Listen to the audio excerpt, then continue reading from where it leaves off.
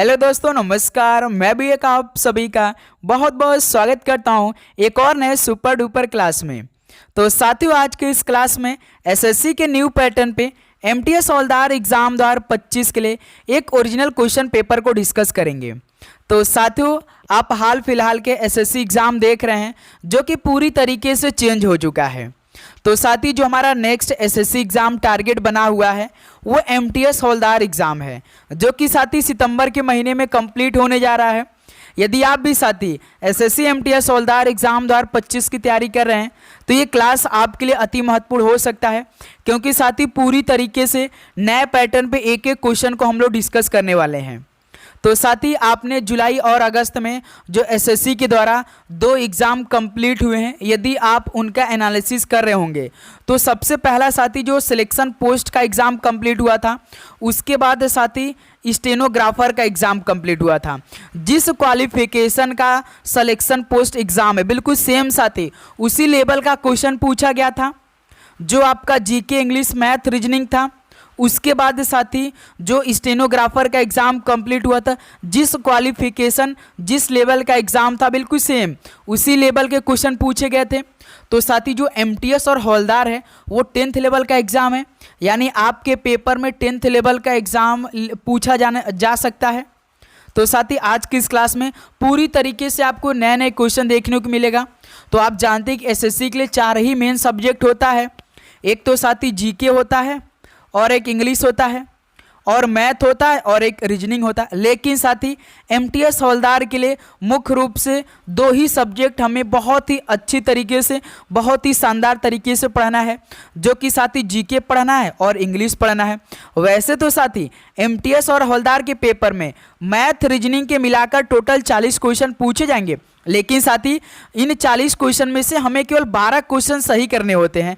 बस हमें पास करना होता है। इसका नंबर हमारे रिजल्ट या फाइनल मेरिट लिस्ट पे नहीं जुड़ता है, ये आप सभी को मालूम है। जो 40 क्वेश्चन पूछे जाते हैं ना, इसको हल करने के लिए आप सभी को 45 मिनट का समय मिलता है। इसमें नेगेटिव मार्किंग नहीं होता है। सबसे बड़ी खासियत तो इसमें यही है कि इसमें नेगेटिव मार्किंग नहीं होता। आप इसमें तुक्काबाजी कर सकते हैं। लेकिन साथी जो हमारा फाइनल मेरिट लिस्ट बनाता है और जो हमारा रिजल्ट बनता है वो तो साथी जीके होता है और इंग्लिश होता है। जीके इंग्लिश से मिलाकर टोटल 50 क्वेश्चन पूछे जाएंगे, जिसमें से साथी यदि हम 40 प्लस स्कोर कर देते हैं तो हम आराम से इसमें एक सीट पक्की कर सकते हैं। पिछली बार 2024 का पेपर आपने देखा होगा तो टीसीएस एग्ज़ाम कंप्लीट कराई थी, लेकिन साथी अब जो एग्ज़ाम कंप्लीट कराएगी वो एडीक्यूटी नई कंपनी एग्ज़ाम कंडक्ट करा रही है। तो जिस लेवल जिस क्वालिफिकेशन का एग्ज़ाम हो रहा है, बिल्कुल सेम उसी लेवल का क्वेश्चन पूछा जा रहा है। तो साथी अब हम भी एमटीएस हवलदार एग्ज़ाम 2025 के लिए जो भी क्वेश्चन डिस्कस करेंगे, बिल्कुल 10th लेवल का ही क्वेश्चन डिस्कस करेंगे। तो आज ये हमारा पहला क्लास होगा जो कि साथी न्यू पैटर्न पर होने जा रहा है।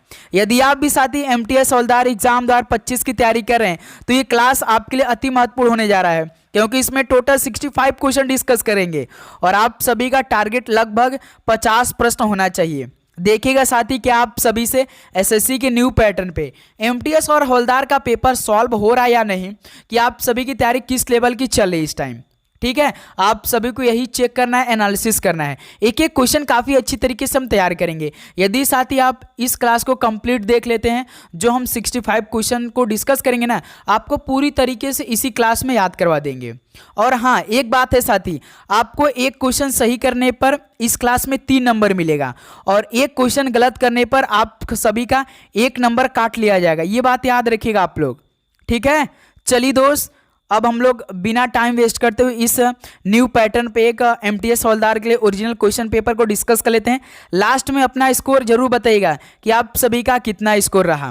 ठीक है, तो डेली क्लास एक सुबह 8 बजे, एक दोपहर में 12:35 पे, और एक शाम में 7 बजे लगातार क्लासेस आ रही है। ठीक है, यदि आप सभी के पास नोटिफिकेशन नहीं पहुंच पा रही है तो नोटिफिकेशन को ऑन कर लीजिएगा। तो साथी आज का पहला प्रश्न हल करिए। देखिए, 2011 की जनगणना के अनुसार निम्नलिखित में से किस राज्य में पुरुष साक्षरता दर सबसे अधिक दर्ज की गई थी? बताइए, 2011 की जनगणना के अनुसार किस राज्य में पुरुष साक्षरता दर सबसे अधिक दर्ज की गई थी? तो साथी याद रखिएगा, केरल राज्य में।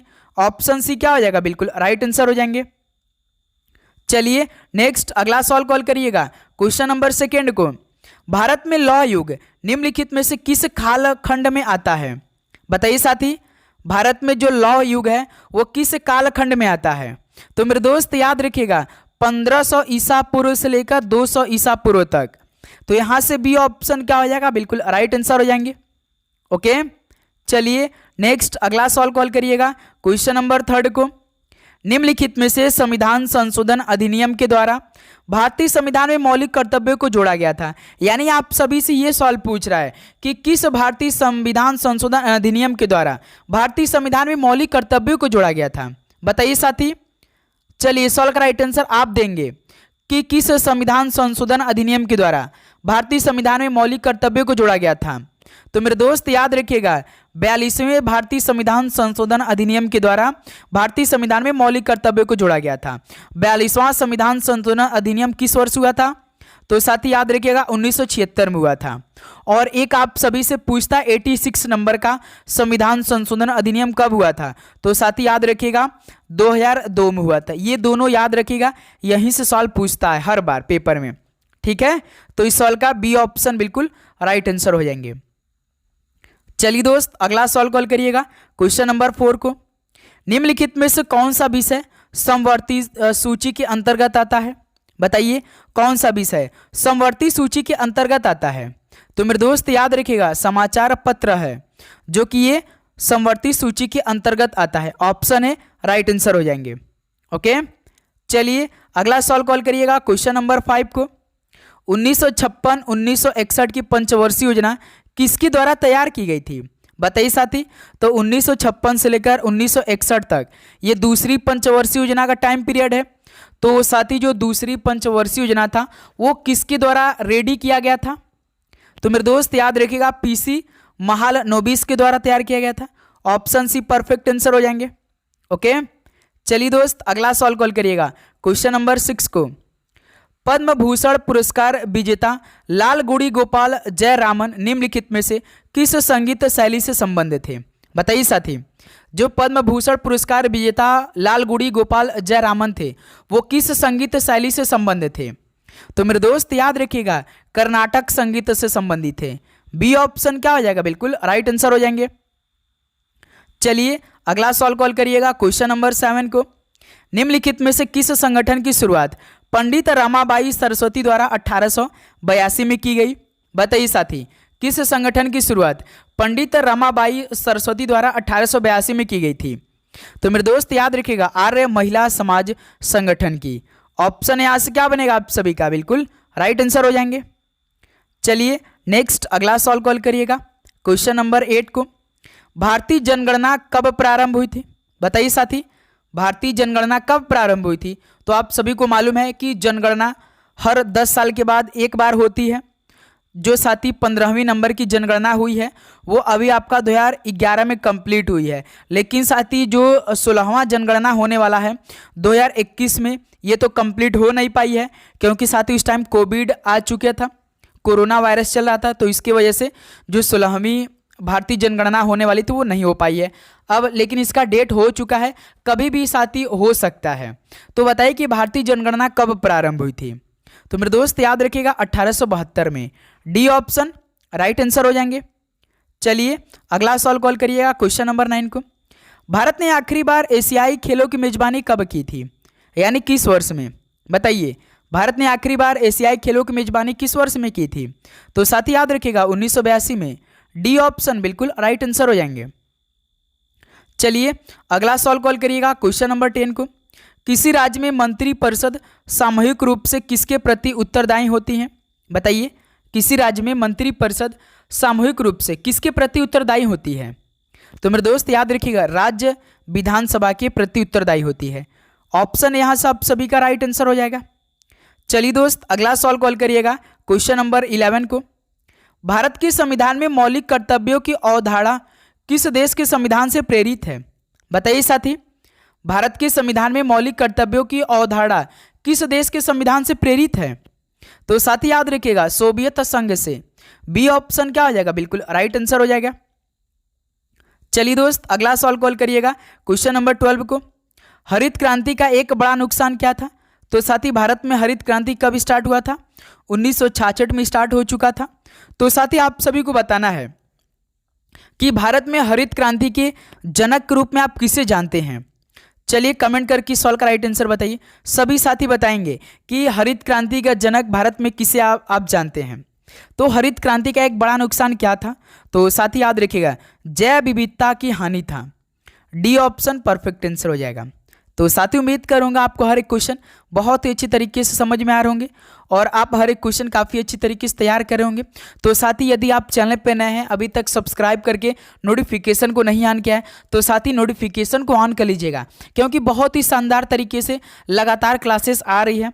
जिस पैटर्न पे सवाल आप सभी से पूछे जाने वाले बिल्कुल सेम साथी उसी लेवल के एक ही क्लास में आपको पूरी चारों सब्जेक्टों का हम क्लास दे रहे हैं। ठीक है, तो आपका एक ही जगह चारों सब्जेक्ट का अच्छी तरीके से तैयारी होने वाला है। ठीक है, आपको बस लगातार क्लास करनी है बहुत ही अच्छे तरीके से। देखिए 1876 में स्थापित इंडियन एसोसिएशन की स्थापना किसने की थी? तो मेरे दोस्त 1876 में स्थापित इंडियन एसोसिएशन की स्थापना किसने की थी? तो साथ ही याद रखिएगा, सुरेंद्रनाथ बनर्जी और आनंद मोहन बोस ने की थी। ऑप्शन सी क्या बनेगा आप सभी का? बिल्कुल राइट आंसर हो जाएंगे। चलिए दोस्त अगला सवाल कॉल करिएगा, क्वेश्चन नंबर 14 को। प्रधानमंत्री मुद्रा योजना किसने लॉन्च की थी? तो प्रधानमंत्री मुद्रा योजना किस वर्ष में लॉन्च हुआ था? तो मेरे दोस्त याद रखिएगा, 8 अप्रैल 2015 को स्टार्ट हुआ था प्रधानमंत्री मुद्रा योजना, जो कि साथ ही वर्तमान देश के प्रधानमंत्री श्री नरेंद्र मोदी जी के द्वारा स्टार्ट किया गया था। यानी ऑप्शन ए इस सवाल का बिल्कुल परफेक्ट आंसर हो जाएगा। ठीक है, चलिए दोस्त अगला सवाल कॉल करिएगा, क्वेश्चन नंबर 15 को। कौन सा राजवंश मौर्य साम्राज्य का उत्तराधिकारी बना था? बताइए साथी, कौन सा राजवंश मौर्य साम्राज्य का उत्तराधिकारी बना था? तो साथी याद रखिएगा, शुंग राजवंश। ऑप्शन ए यहाँ सब सभी का राइट आंसर हो जाएगा। चलिए दोस्त अगला सवाल कॉल करिएगा, क्वेश्चन नंबर 16 को। क्षत्रिय नृत्य कलाकार ओली जेरांग निम्नलिखित में से किस राज्य से संबंधित है? बताइए, क्षत्रिय नृत्य कलाकार ओली जेरांग ये किस राज्य से संबंधित है? तो मेरे दोस्त याद रखिएगा, अरुणाचल प्रदेश से संबंधित है। बी ऑप्शन क्या हो जाएगा आप सभी का? बिल्कुल राइट आंसर हो जाएंगे। तो साथ ही लास्ट में स्कोर करेंगे कि आप सभी का इन 65 क्वेश्चन में से कितना स्कोर रहा। ओके, चलिए दोस्त अगला सवाल कॉल करिए, क्वेश्चन नंबर 17 को। सार्वजनिक सत्य धर्म पुस्तक का लेखक निम्नलिखित में से कौन है? बताइए, सार्वजनिक सत्य धर्म पुस्तक का लेखक निम्नलिखित में से कौन है? तो मेरे दोस्त याद रखिएगा, ज्योतिबा फूले जी हैं। ऑप्शन सी क्या हो जाएगा? बिल्कुल राइट आंसर हो जाएगा। चलिए दोस्त अगला सवाल कॉल करिएगा, क्वेश्चन नंबर 18 को। 2011 की जनगणना के अनुसार निम्नलिखित में से किस दक्षिणी राज्य की साक्षरता दर सबसे कम है? बताइए साथी, 2011 की जनगणना के अनुसार किस दक्षिणी राज्य की साक्षरता दर सबसे कम है? तो मेरे दोस्त याद रखिएगा, आंध्र प्रदेश की। बी ऑप्शन क्या हो जाएगा? बिल्कुल राइट आंसर हो जाएगा। चलिए दोस्त अगला सवाल कॉल करिए, क्वेश्चन नंबर 19 को। भारतीय नृत्यांगना सोनल मानसिंह को भारत के दूसरे सर्वोच्च नागरिक पुरस्कार पद्म विभूषण से किस वर्ष सम्मानित किया गया? बताइए साथी, भारतीय नृत्यांगना सोनल मानसिंह को भारत के दूसरे सर्वोच्च नागरिक पुरस्कार पद्म विभूषण से किस वर्ष सम्मानित किया गया? तो मेरे दोस्त याद रखिएगा, 2003 में। डी ऑप्शन क्या हो जाएगा? बिल्कुल राइट आंसर हो जाएगा। चलिए दोस्त अगला सवाल कॉल करिए, क्वेश्चन नंबर 20 को। निम्नलिखित में से किस नदी का उल्लेख ऋग्वेद में नहीं है? तो साथी, किस नदी का उल्लेख ऋग्वेद में नहीं है? तो सबसे पहले हम देखेंगे कि किस नदी का उल्लेख ऋग्वेद में है। तो साथी देखिए, सरस्वती नदी का है, यमुना नदी का है और सिंधु नदी का है, लेकिन साथी कृष्णा नदी का नहीं है। तो बी ऑप्शन क्या हो जाएगा? बिल्कुल राइट आंसर हो जाएगा।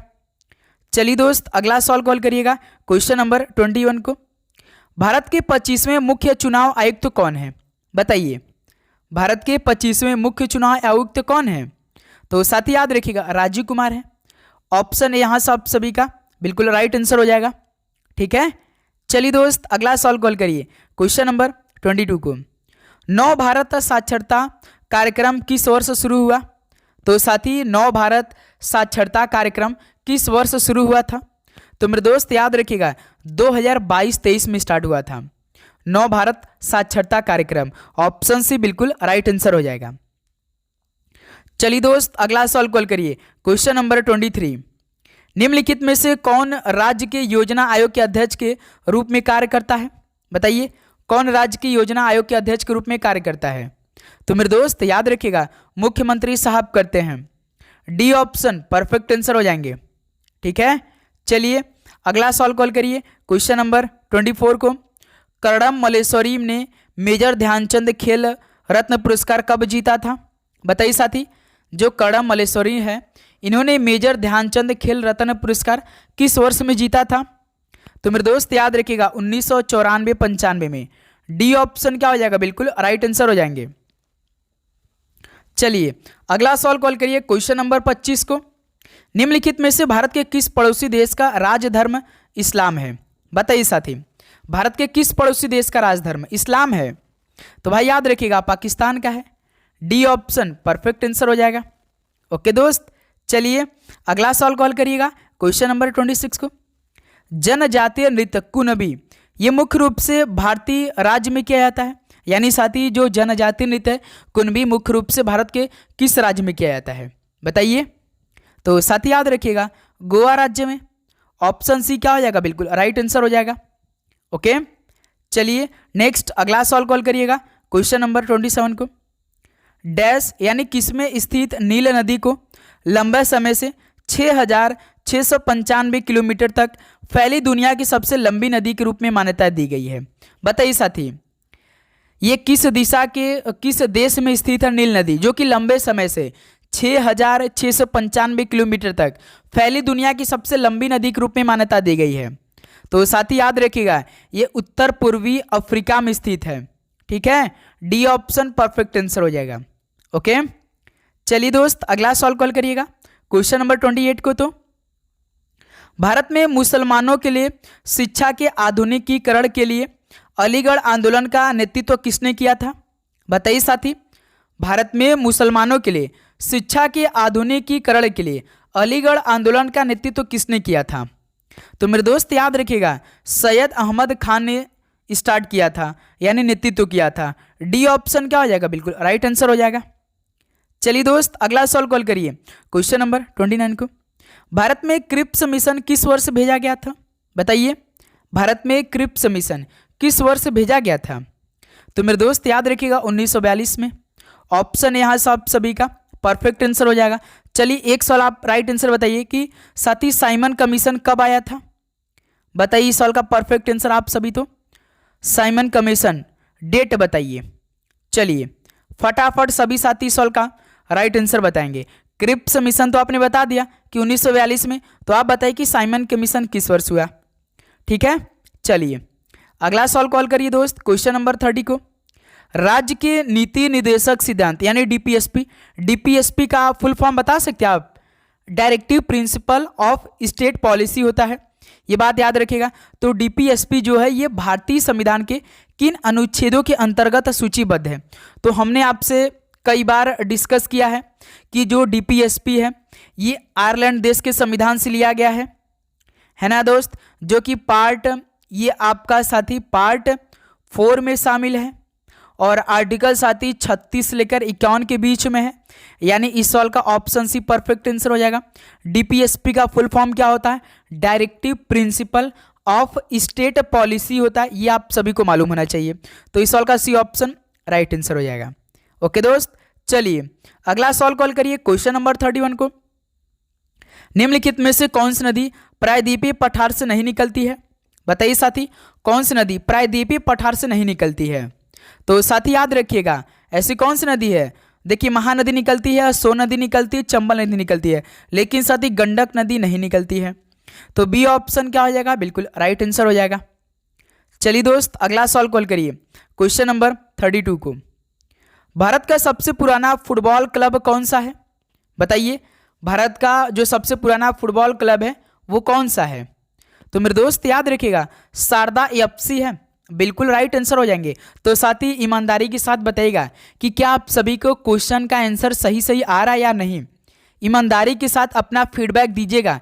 यदि साथी आपको क्वेश्चन का लेवल ठीक लग रहा है तो भाई आप सब्सक्राइब करके नोटिफिकेशन को ऑन करेंगे और लाइक आप जरूर करेंगे, क्योंकि साथ ही इस बार हम आपका केवल एक सिलेक्शन चाहिए और एक बस लाइक चाहिए और कुछ नहीं इस बार हमें चाहिए। ओके, एक सिलेक्शन की बात होगा और एक साथी लाइक की बात होगा।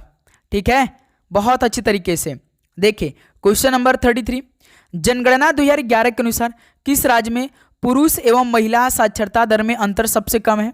बताइए साथी, जनगणना 2011 के अनुसार किस राज्य में पुरुष और महिला साक्षरता दर में अंतर सबसे कम है? तो साथी याद रखिए केरल राज्य में। कहां पर? केरल राज्य में। डी ऑप्शन राइट आंसर हो जाएंगे।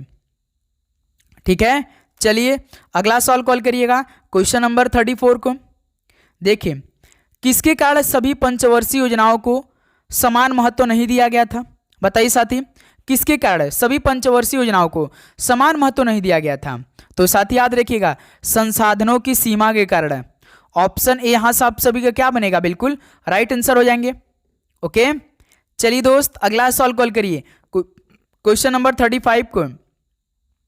भारत में भारतीय खो खो लीग टूर्नामेंट या इवेंट का नाम क्या है? बताइए साथी, भारत में जो भारतीय खो खो लीग टूर्नामेंट या इवेंट होता है ना, उसका नाम क्या है? बताइए।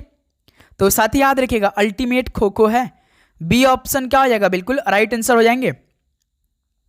ओके, चलिए अगला सवाल कॉल करिएगा क्वेश्चन नंबर 36 को। मौखरियों के किस राजा ने दावा किया कि उसने परवर्ती यानी बाद के गुप्त को हराया था? बताइए साथी, मौखरियों के किस राजा ने यह दावा किया कि उसने परवर्ती यानी बाद के गुप्तों को हराया था? तो ऐसा साथी सर्ववर्मन ने किया था। किसने? सर्ववर्मन ने किया था। डी ऑप्शन क्या हो जाएगा? बिल्कुल राइट आंसर हो जाएंगे। ओके दोस्त, चलिए नेक्स्ट अगला सवाल कॉल करिए क्वेश्चन नंबर 37। तो साथी अब देखिए एक और आप सभी को अपडेट देना था, क्योंकि साथी अब जो हमारा इंग्लिश का एक और नए क्लास आने वाला वो साथी चैप्टर वाइज आने वाला है, जो मुख्य रूप से आपके पेपर में हर बार सवाल पूछे थे। लेकिन साथी हम आपको एक बहुत बड़ी जानकारी देने वाले, यदि आप पहली बार बिल्कुल फ्रेशर हैं MTS हवलदार एग्जाम के लिए, तो याद रखिए साथी केवल आपको मुश्किल से 5 से 6 टॉपिक बहुत ही अच्छी तरीके से पढ़ना है। वहीं से क्वेश्चन आप सभी से पूछा जाएगा। 25 क्वेश्चन आपके पेपर में पूछे जाएंगे, तो मान के चलिए साथी केवल 10 से 12 टॉपिक से सवाल पूछे जाएंगे। तो साथी कल से हम आप सभी को पूरी तरीके से निचोड़ हर एक टॉपिक का एक नए क्लास प्रोवाइड करने जा रहे हैं। ठीक है, इंग्लिश का कभी भी साथी वो इंग्लिश का क्लास आएगी, लेकिन डेली क्लास आएगी, तो आप साथी नोटिफिकेशन को ऑन कर लेंगे। ठीक है मेरे दोस्त, बहुत ही शानदार तरीके से देखिए ये जो हमारा इंग्लिश का क्वेश्चन है वो साथी हम लगभग 70 से 75 क्वेश्चन के बराबर करेंगे। ठीक है, देखिए select the part that contains the error from the given option, यानी साथी स्पॉटिंग द एरर स्टूडेंट का सबसे फेवरेट ये टॉपिक रहता है, spotting the error. Spotting error आप कैसे पहचानते हैं? सबसे पहले साथी हम लोग सेंटेंस को देखते हैं, जैसे she is as more intelligent as her brother are. इसका मतलब साथी जब आप लोग स्पॉटिंग एरर चेक करते हैं तो उसमें पहला क्या चेक करते हैं? पहले सेंटेंस चेक करते हैं, क्या सेंटेंस सिंगुलर में है। यदि साथी सेंटेंस सिंगुलर होगा तो वर्ब का जो फॉर्म होगा वो फर्स्ट फॉर्म यूज होगा। क्यों साथी? आप यही चेक करते हैं ना। यदि साथी सेंटेंस सिंगुलर में है तो वर्ब भी साथी क्या होगा? वो सिंगुलर में होगा, यानी फर्स्ट फॉर्म का यूज हुआ होगा। यदि साथी सेंटेंस प्लूरल में है तो वो भी साथी वर्ब क्या होगा? वो वर्ब का थर्ड फॉर्म यूज हुआ होगा। तो ये दो चेक कर हम लोग दो चीज़ बहुत अच्छी तरीके से चेक करते हैं। तो इसमें आपको कहाँ पर मिस्टेक दिखाई दे रहा है? देखिए जैसे she is as more intelligent as her brother are, यहाँ पे साथी आपको कहाँ पर स्पॉट एरर दिखाई दे रहा है? तो साथी याद रखिएगा इसमें आपको एज क्या है?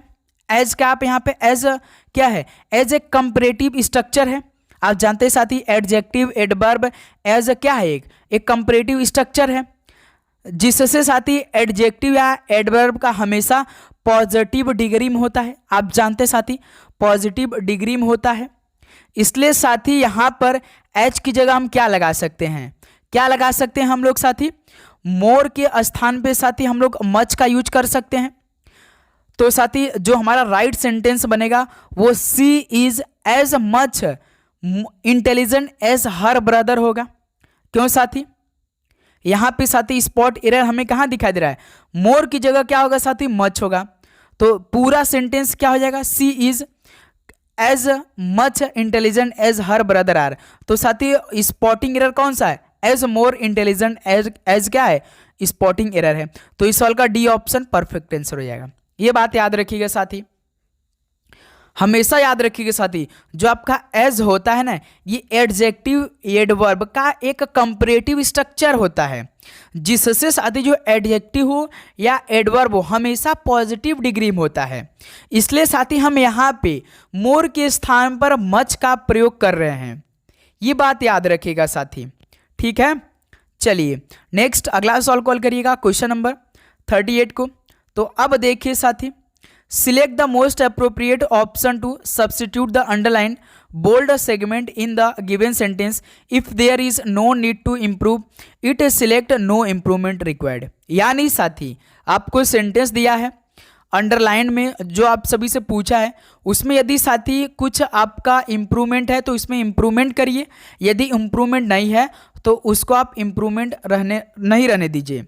ओके ठीक है, यही आपको चेक करना है। जैसे सवाल क्या दिया है, Raghav who studies tourism at present is planning to go abroad after his graduation. यानी सवाल क्या है कि राघव जो वर्तमान में पर्यटन की पढ़ाई कर रहा है, स्नातक होने के बाद वह विदेश जाने की योजना बना रहा है। बताइए साथी, क्या इसमें आपको कुछ इम्प्रूवमेंट करने जैसा लग रहा है? यदि है तो करिए, नहीं है तो जाने दीजिए। बताइए साथी, जैसे राघव जो है वर्तमान में पर्यटन की पढ़ाई कर रहा है, स्नातक होने के बाद विदेश जाने की योजना बना रहे हैं, इसका मतलब साथी सेंटेंस का जो भाव है वो हमें कंटिन्यूअस में बता रहा है, कंटिन्यूअस का भाव हमें शो हो रहा है। इसका मतलब साथी जो स्टडीज टूरिज्म होगा इसके स्थान पर क्या हम यूज कर सकते हैं एक्शन को दर्शाने के लिए? तो हम साथी क्या करेंगे, सिंगुलर सब्जेक्ट के साथ क्या लगता है, हमेशा IS लगता है प्लस ING का फॉर्म यूज होता है। ये सेंटेंस क्या बोल रहा है, ये सेंटेंस साथी प्रेजेंट कंटिन्यूअस का प्रयोग कर रहा है। तो साथी हम लोग एक्शन जो इसमें कंटिन्यूअस का हो रहा है इसको दर्शाने के लिए हम सिंगुलर यानी सब्जेक्ट में प्लस IS या वर्बिंग फर्स्ट फॉर्म में ING का यूज करेंगे। क्यों साथी? तो स्टडीज की जगह क्या यूज होगा, तो स्टडिंग यूज होगा। क्या मेरे दोस्त? स्टडिंग ING का यूज होगा मेरे दोस्त, ये बात याद रखिएगा, ठीक है। तो यहाँ पे हमारा जो मिस्टेक इसमें है साथी वो क्या है, इज स्टडिंग होना चाहिए था, यही इंप्रूवमेंट होगा इस सवाल में, ठीक है साथी। डी ऑप्शन बिल्कुल राइट आंसर हो जाएगा, ये बात याद रखिएगा मेरे दोस्त। ओके चलिए नेक्स्ट अगला सवाल कॉल करिएगा, क्वेश्चन नंबर 39 को। देखिए, select the most appropriate option to substitute the bracketed segment in the given sentence. जैसे कि at the grocery store coffee is an same as less as tea, इसका मतलब साथी बताइए, मोस्ट अप्रोप्रिएट ऑप्शन बताइए किस खंड में आपको मतलब कि कुछ चेंज करने के दिखाई दे रहा है। जो साथी आपका अंडरलाइन किया गया है, क्या अंडरलाइन क्या है, an same as less as tea, इसका मतलब साथी पहले बताइए, किराने की दुकान पर कॉफ़ी चाय के समान ही एक ही गलियारे में मिलती है। क्यों साथी? At the grocery store coffee is in an same as less as tea. तो साथी किराने की दुकान पर कॉफ़ी चाय के समान ही एक ही गलियारे में मिलती है, इसका मतलब साथी याद रखिएगा। आप आर्टिकल जानते हैं कि नहीं? आर्टिकल आपने पढ़ा होगा, आर्टिकल में क्या होता है, द होता है। द किसके लिए यूज होता है, किसी स्पेसिफिक या पार्टिकुलर नाउन के संदर्भित करने के लिए हम द का प्रयोग करते हैं। और साथी जो आपका एन होता है ये वॉवेल का यूज होता है, जो AEIO होता है, ए और होता है यूज। लेकिन साथी जो हम लोग द का प्रयोग करते हैं ये तो साथी एक स्पेसिफिक या पार्टिकुलर नाउन को संदर्भित करने के लिए करते हैं। तो सेंटेंस एक क्या साथी, एक स्पेसिफिक नाउन है, तो इसके बारे में हम क्या यूज करेंगे, तो द का प्रयोग करेंगे। कहाँ पर द का प्रयोग करेंगे, तो साथी जो एन है ना इसकी जगह साथी एन इसकी जगह हम लोग द का प्रयोग करेंगे। The same as less as tea का यूज होगा, ठीक है। तो इसमें कौन सा राइट आंसर हो जाएगा, बी ऑप्शन हो जाएगा, जो कि ये बिल्कुल ठीक लग रहा है। The same as less as होगा, ठीक है, बी ऑप्शन राइट आंसर हो जाएगा। हमेशा याद रखिए द का प्रयोग कब करते हैं, कोई भी आपका ऐसा स्पेसिफिक होता है या पार्टिकुलर नाउन होता है, इसको संदर्भित करने के लिए हम द का प्रयोग करते हैं, आप सभी को मालूम है। तो यहाँ पे साथी the same as less use as a tea का प्रयोग होगा, ठीक है। चलिए दोस्त, नेक्स्ट अगला सॉल्व हल करिएगा क्वेश्चन नंबर 40 को। देखिए, select the most appropriate option to fill in the blanks. I am going to walk my dog, यानी मैं अपने कुत्ते को घुमाने जा रहा हूँ, मैं अपने कुत्ते को घुमाने जा रहा हूँ। ये सेंटेंस किस में है? तो सर जी प्रेजेंट कंटिन्यूअस में है। तो जो वर्तमान में हो रही है या होने वाली है, हम उसका क्या यूज करते हैं? Now I am going to walk my dog. क्यों साथी? नाउ का प्रयोग होगा। किसका साथी? नाउ का प्रयोग होगा। हमेशा याद रखिएगा, नाउ का प्रयोग, नाउ या साथी नाउ का प्रयोग प्रेजेंट कंटिन्यूअस के रूप में होता है, हमेशा याद रखिएगा, ठीक है। चलिए दोस्त, अगला सवाल हल करिएगा क्वेश्चन नंबर 41 को। जैसे सवाल क्या दिया है, select the most option that can be use as a one word substitute for the given groups of word. बताइए साथी, चलिए बताइए, वन वर्ड बताइए, क्या बनेगा? Exactly the same word as were used originally. बताइए साथी, exactly the same words as were used originally, इसका मतलब साथी बिल्कुल वही शब्द जो मूल रूप से इस्तेमाल किए गए थे। बताइए, इसके लिए एक शब्द क्या होगा? बिल्कुल वही शब्द जो मूल रूप से इस्तेमाल किए गए थे। जैसे फैक्चुअल की बात करेंगे, तो फैक्चुअल की बात करेंगे तो तथ्यात्मक होता है। ऑर्नेट का मतलब क्या होता है साथी? सजावटी होता है। ये बात याद रखिएगा मेरे दोस्त, सजावटी होता है, ठीक है। और प्रिसाइज का मतलब क्या होता है? सटीक होता है। क्या होता है मेरे दोस्त? सटीक होता है। और वर्बटिम का मतलब क्या होता है? शब्दशः होता है, मतलब कि exactly the same word as were as used originally. तो इसमें क्या पूछा? Exactly the same word as were used originally, इसका मतलब बिल्कुल वही शब्द जो मूल रूप से इस्तेमाल किए गए थे। तो इसके लिए एक शब्द क्या होगा? वर्बटिम होगा। वर्बटिम का मतलब क्या होता है? Exactly the same word as were as used originally, यानी शब्दशः, ठीक है। तो इस सवाल का डी ऑप्शन परफेक्ट आंसर हो जाएगा। चलिए दोस्त, नेक्स्ट अगला सवाल कॉल करिएगा क्वेश्चन नंबर 42 को। देखिए, select the most appropriate meaning of the idiom phrases given in the following question. तो साथी 2024 के पेपर में जो इडियम के सवाल पूछे गए थे ना, बिल्कुल सेम इसी के पैटर्न में पूछे गए थे, अंडरलाइन करके पूछा गया था। जैसे साथी क्या है कि ब्लू इन द फेस, इसका आप मुहावरा बताइए क्या बनेगा? जैसे पूरे सेंटेंस को पढ़ेंगे तो क्या दिया है? Sushant looked blue in the face after the marathon, यानी मैराथन के बाद सुशांत का चेहरा नीला पड़ गया था।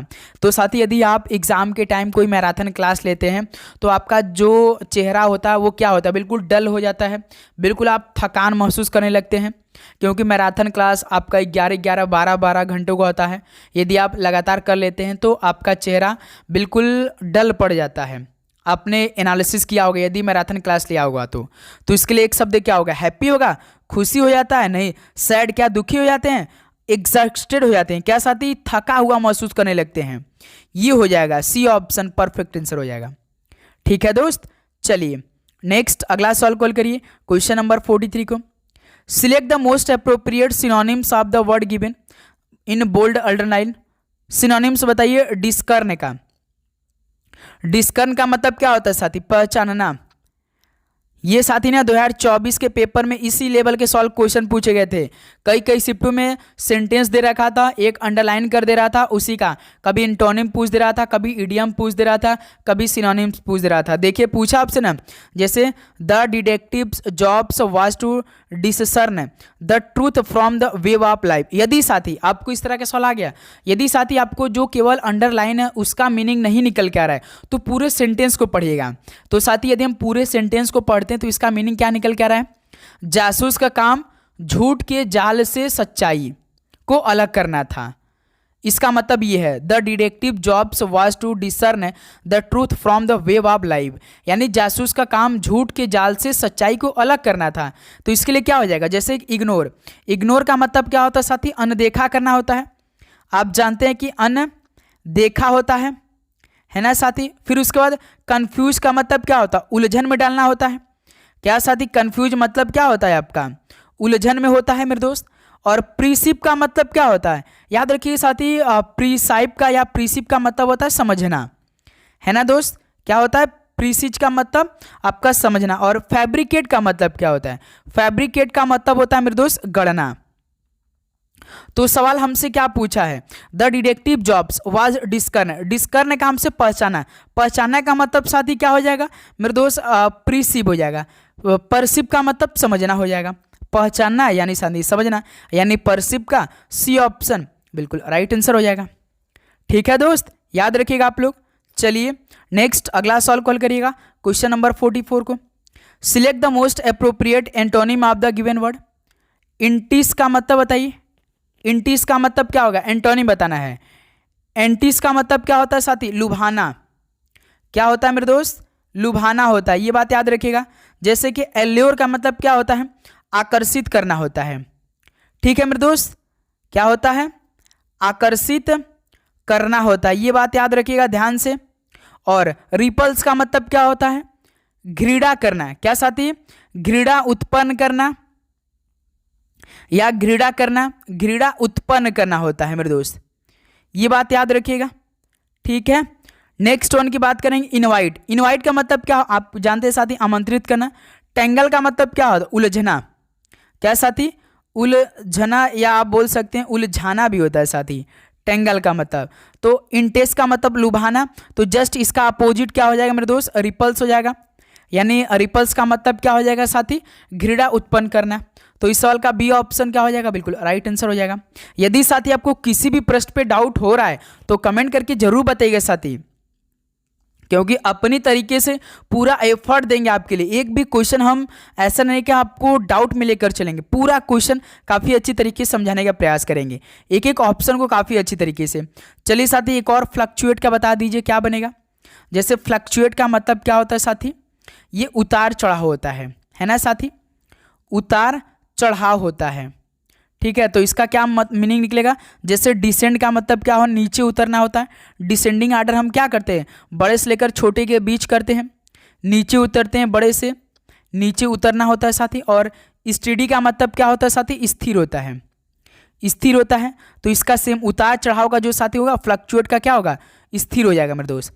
और मिटिगेट का मतलब क्या होता है दोस्त? कम करना। मिटिगेट का मतलब क्या होता है? कम करना, ये बात याद रखिएगा आप लोग। और वॉबल का मतलब क्या होता है साथी? डगमगाना, डग मगाना होता है मेरे दोस्त, याद रखिएगा। ठीक है, तो इस सवाल का बी ऑप्शन बिल्कुल राइट आंसर हो जाएंगे। ठीक है, चलिए नेक्स्ट अगला सवाल कॉल करिए दोस्त क्वेश्चन नंबर 46 को। Select the incorrectly spelled word. तो भाई इनमें से आपको इनकरेक्टली स्पेल्ड वर्ड बताना है। जैसे कि the teacher assessed the student flyer for writing. तो साथ ही यहाँ ध्यान दीजिएगा, जो इसमें आपका क्या लिखा है? शिक्षक ने छात्र के लेखन का मूल्यांकन किया। यानी साथी शिक्षक ने छात्र के लेखन का क्या किया? मूल्यांकन किया। तो इसमें कौन सा आपको वर्ड अक्षर आपको इनकरेक्ट स्पेलिंग वाला वर्ड दिखाई दे रहा है? यहाँ पे सर जी फ्लायर, इसकी जगह क्या होगा मेरे दोस्त? इसकी जगह आपका फ्लेयर होगा, FLAIR होगा। ठीक है, तो ऑप्शन ए परफेक्ट आंसर हो जाएगा। तो इस लेवल के क्वेश्चन आप सभी से इस बार न्यू पैटर्न पे पेपर पूछा जाएगा MTS हवलदार के एग्जाम में।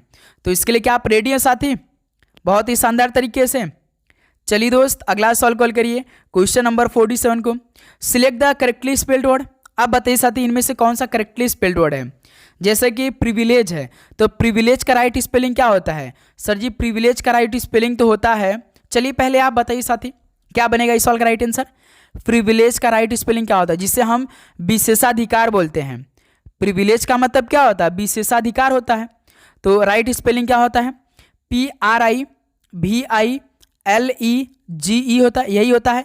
प्रिविलेज का मतलब होता है साथी विशेषाधिकार, जो कि मेरे दोस्त ऑप्शन सी बिल्कुल परफेक्ट आंसर हो जाएगा।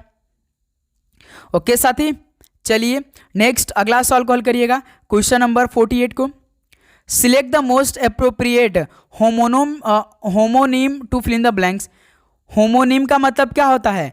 बिल्कुल समानार्थी शब्द। जिस तरह से आप सिनोनिम्स हल करते हैं ना, उसी को साथी होमोनिम बोलते हैं, ये बात याद रखिएगा साथी। जैसे during the fill in the blanks of Queen Victoria England made all round progress. यानी साथी आपको रिक्त स्थान के उपयुक्त समानार्थी शब्द का चयन करना है।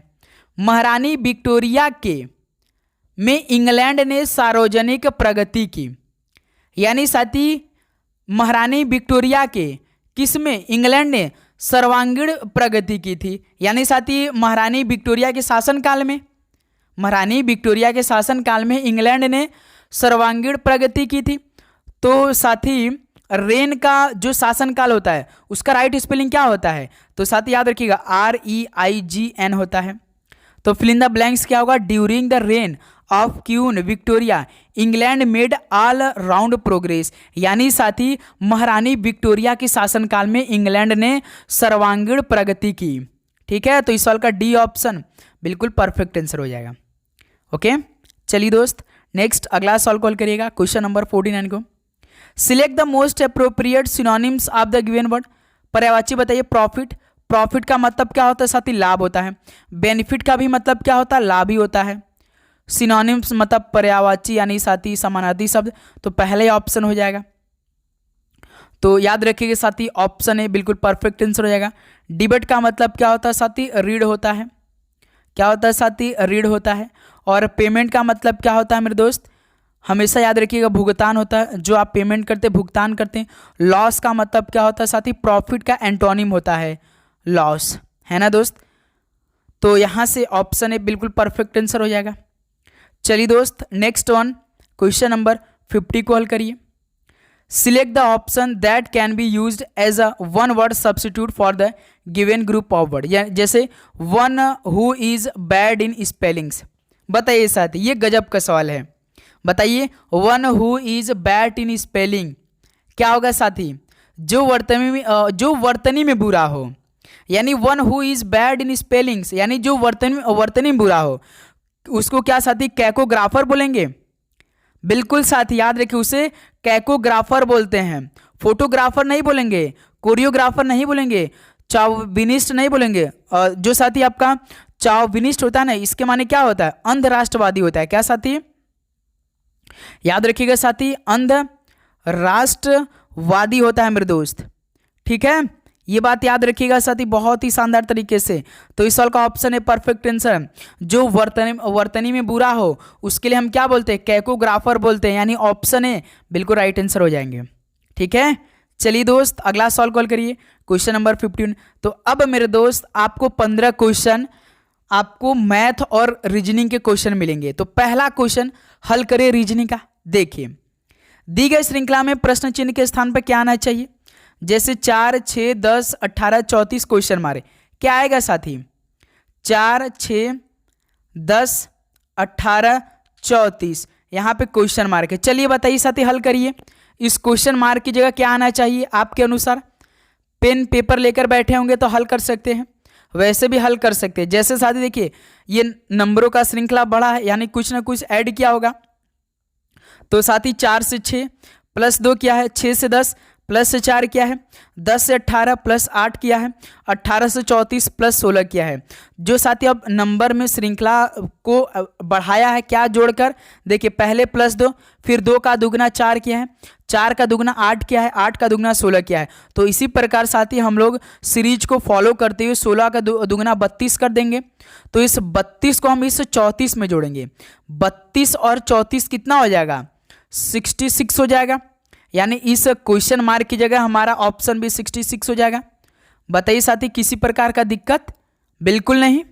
चलिए नेक्स्ट अगला सवाल कॉल करिए दोस्त, क्वेश्चन नंबर 52 को। ये सवाल हल करिए मेरे दोस्त, ये बहुत ही जबरदस्त सवाल है आपके लिए। हल करिए साथी, पहले आप हल करेंगे, पहले आप ट्राई करेंगे क्या आप सभी से हो पा रहे या नहीं। एसएससी का फेवरेट टॉपिक है ये भाई। 7 व्यक्ति हैं LMNOPQ और R, एक सीधी पंक्ति में उत्तर की ओर मुख करके बैठे हैं। ठीक है सर जी, यानी साथी एक सीधी पंक्ति है, 7 लोग बैठे हैं, तो हम 7 तिपाही बना लेते हैं। 7 लोग को बैठाना है, 1 2 3 4 5 6 और 7, यही 7 लोग को बैठाना है। तो साथी जब इस तरह का सवाल आए ना, लेकिन साथी जब वृत्ताकार मेज वाला देना तब उसको आपको हल करना है पूरा। लेकिन साथी जब एक सीधी लाइन सीधी पंक्ति में आप सभी से सवाल पूछ देना, तो बस आपको लास्ट में चेक करना है क्या किस अक्षर के बाईं दाईं पूछा है। तो देखिए साथी, इसमें यन के बाईं ओर से दूसरे स्थान पे कौन बैठा है, यही सवाल हमें हल करना है। तो बस हमें साथी कहाँ चेक करना है, यन जहां पर बैठा गया वहीं हमारा आंसर हो जाएगा। जब साथी सीधी पंक्ति का सवाल आए इस तरह का, तो आपको साथी बस यही हल करना है, जो पूछा उसी तक, उसी अक्षर तक हल करना है। पूरा हल करेंगे ना तो आपका दिमाग घूम जाएगा, आपका टाइम वेस्ट चला जाएगा, आप हल नहीं कर पाएंगे। जैसे साथी देखिए, हम लोग एक एक लाइन को हल करेंगे। जैसे देखिए, यम जो है वो पी के ठीक बाईं ओर बैठा है ना साथी। तो हम क्या करते हैं, तो साथी हम पहले पी के ठीक बाईं ओर कौन बैठा है, एम बैठा है। तो यदि साथी हम पी को कहाँ पर बैठा देते हैं, मान के चलिए साथी हम एक सेकंड साथी, हम पी को मान के चलिए साथी हम यहाँ पर बैठा देते हैं। पी को यदि साथी हम यहाँ पर बैठाएंगे तो साथी एम है जो वो पी के ठीक बाईं ओर बैठा है, यानी बाईं कौन हो जाएगा साथी, इधर हो जाएगा, यानी एम बैठ चुका है पी के ठीक बाईं ओर। अब साथी देखिए, ओ जो है ये क्यू के ठीक बाईं ओर बैठा है। अब साथी हम क्यू के ठीक बाईं ओर कौन को बैठाएंगे, ओ को बैठाएंगे। यदि साथी मान के चलिए हम क्यू को यहाँ पे बैठा रहे हैं, क्यू को यहाँ पे बैठा रहे हैं, तो क्यू के ठीक बाईं ओर यानी ओ यहाँ पे बैठ जाएगा, क्योंकि सवाल बोला है साथी पहले लाइन में तो पी के ठीक बाईं ओर एम बैठा है, तो पी के ठीक बाईं ओर हमने एम को बैठा दिया। फिर साथी क्यू के ठीक बाईं ओर ओ बैठा है, तो हमने क्यू के ठीक बाईं ओर ओ को बैठा दिया। फिर सवाल क्या पूछा है, दिया है आर जो है साथी वो पी के ठीक दाईं ओर तथा एल के ठीक बाईं ओर बैठा है। तो साथी ये थोड़ा सा मुश्किल हमें कर रहा है, यानी साथी जो आर है ना वो पी के ठीक दाईं ओर और साथी एल के ठीक बाईं ओर बैठा है। ये थोड़ा सा मुश्किल कर रहा है हमें। क्यों साथी ये थोड़ा सा मुश्किल कर रहा है, क्योंकि साथी देखिए आर जो है वो पी के ठीक दाईं ओर, यानी आर तो साथी बैठ जाएगा पी के ठीक बाईं ओर, तथा एल के ठीक बाईं ओर कैसे बैठेगा, अब तो कोई साथी खाली नहीं है जगह। तो अब हमें साथी दूसरा पंक्ति बनाने की जरूरत है। ये लॉजिक नहीं बैठा, ये लॉजिक नहीं बैठा है, हमें साथी यन किसी न किसी तरीके से बैठाना है। तो अब हम साथी दूसरा लॉजिक बैठाते हैं, आप ध्यान से देखते रहिए बस। अब हम फिर से इस्तेमाल करेंगे, 1 2 3 4 5 6 7 लोग को बैठाना है। देखिए साथी सवाल क्या पूछा है कि पी के ठीक बाईं ओर कौन बैठा है, एम। यदि साथी हम पी को यहाँ पे बैठाएंगे तो इस बार हम पी को यहाँ पे बैठा है, पी के ठीक बाईं ओर कौन बैठा है, एम बैठा है, तो एम को यहाँ पे बैठा देते हैं। फिर साथी क्यू के ठीक बाईं ओर कौन बैठा, ओ बैठा है। यदि साथी हम क्यू को इस बार यहाँ पे बैठाते हैं और तो क्यू के ठीक बाईं ओर कौन बैठ जाएगा, ओ बैठ जाएगा। ठीक है सर जी। फिर देखिए आर जो है वो पी के ठीक दाईं ओर, यानी साथी पहले हम आर को सेट करते हैं। देखिए साथी पी के ठीक दाईं ओर कौन बैठा है, पी के ठीक दाईं ओर आर बैठा है, यानी साथी पी यहाँ पे ऑलरेडी बैठा है, तो पी के ठीक दाईं ओर साथी आर को यहाँ पे बैठा देंगे, तथा एल के ठीक बाईं ओर यानी साथी एल के ठीक बाईं ओर बैठ जाएगा। इस बार साथी बैठ चुका है, तो अब जाहिर सी बात है एन कहाँ पे बैठेगा, एन यहीं पे बैठ जाएगा। सिंपल सा मेरे दोस्त, क्यों साथी सिंपल सा। अब देखिए अब एन बैठ चुका है, हमने कहा था जो हमसे पूछा बस उसी को बैठाना है। तो अब देखिए एन के बाईं ओर से दूसरे स्थान पे कौन बैठा है, यही हमसे सवाल पूछा है। तो एन के बाईं ओर से दूसरे स्थान पे एन के पहले पे तो यल बैठा है बाईं साइड पे, दूसरे के पे आर बैठा है, तो साथी सवाल का राइट आंसर कौन हो जाएगा, डी ऑप्शन। देखिए आर बैठा है, तो साथी एन के बाईं ओर से दूसरे स्थान पे कौन बैठा है, आर बैठा है। तो मेरे दोस्त ऐसे ये सवाल हल होता है मेरे दोस्त, ये बात याद रखिएगा। अब आप सभी से गलती नहीं होगा ना भाई, क्यों साथी बताइए। अब समझ में आ चुका है ना कैसे सवाल हल होता है, तरीका बस सीखिएगा। चलिए दोस्त नेक्स्ट अगला सवाल को हल करिएगा, क्वेश्चन नंबर 53 को।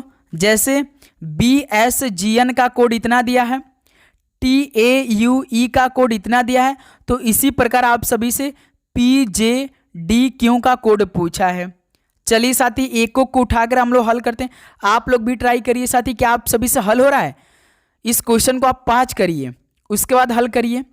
जैसे साथी देखिए क्या दिया है, बी दिया है, यस दिया है, जी दिया है और साथी एन दिया है, और हर एक अक्षर का अलग अलग नंबर कोड किया है। जैसे बी के लिए 5 किया है, यस के लिए साथी 19 किया है, सॉरी साथी 22 किया है ना भाई, 22 किया है, जी के लिए 10 किया है और मेरे दोस्त यन के लिए 17 किया है। तो सबसे पहला काम हम क्या करते इसमें, जो अक्षर दिया है इनका हम लोग कोड करते हैं। जैसे कि बी 2 नंबर का होता है, यस 19 नंबर का होता है, जी 7 नंबर का होता है, एन 14 नंबर का होता है। देखिए साथी इसमें +3 कर दिया है, इसमें +3 कर दिया है, इसमें +3 कर दिया, इसमें +3 कर दिया है। देखिए 3 में 2 को जोड़िएगा तो 5 बन जाएगा, 19 में 3 जोड़िएगा तो 22 बन जाएगा, 7 में 3 जोड़ेंगे तो 10 बन जाएगा, 14 में 3 जोड़ेंगे तो 17 बन जाएगा। यानी साथी हर एक अक्षर का कोड किया है और उसमें +3 को ऐड कर दिया है। क्यों साथी, यही लॉजिक बैठाया है, हर एक अक्षर को पहले कोड किया है, फिर उसमें +3 को ऐड करके कोडिंग किया है। अब हम नेक्स्ट वन का भी चेक कर लेते हैं। जैसे TAUE, तो इसके लिए क्या क्या कोड किया, जैसे T होता है साथी 20, लेकिन यहाँ पे 23 क्या है, यानी 20 में 3 को जोड़ देंगे तो 23 बन जाएगा। E होता है साथी 1 नंबर, लेकिन इसका कोड कितना किया, 4 किया है, यानी इसमें भी +3 को ऐड जोड़ा है। फिर देखिए साथी U होता है 21, लेकिन कोड क्या किया, 24, यानी 21 में +3 को जोड़ देंगे तो 24 मिल जाएगा। फिर साथी E होता है 5, 5 में 3 को जोड़ देंगे तो 8 मिल जाएगा। देखिए लास्ट में 8 जोड़ा है। तो उसी प्रकार साथी जो हमसे पूछा है सेम हर एक अक्षर का कोड करेंगे, उसमें +3 ऐड करके अपना नंबरिंग करेंगे। ठीक है, देखिए साथी PJ मिलाइएगा अपना, PJDQ, P होता है 16, J होता है 10, D होता है 4, Q होता है 17। +3 इसमें करना है, +3 इसमें करना है, +3 इसमें करना है, और साथ ही +3 इसमें करना है। 16 3 19। देखिए कौन सा ऑप्शन 19 से स्टार्ट हुआ, पहला ऑप्शन। तो हम क्यों पूरा करें जब हमें मिल चुका है कि पहला ऑप्शन हमें मिल चुका है 19 से स्टार्ट, तो हम क्यों सारे को हल करें, टाइम वेस्ट करें। तो साथी 53 का ऑप्शन ए यहाँ से बिल्कुल राइट आंसर हो जाएगा। बताइए साथी किसी प्रकार यहाँ पे आप सभी को दिक्कत, बिल्कुल नहीं। चलिए भाई अगला सवाल कॉल करिएगा। क्वेश्चन नंबर 54 क्या दे रखा है।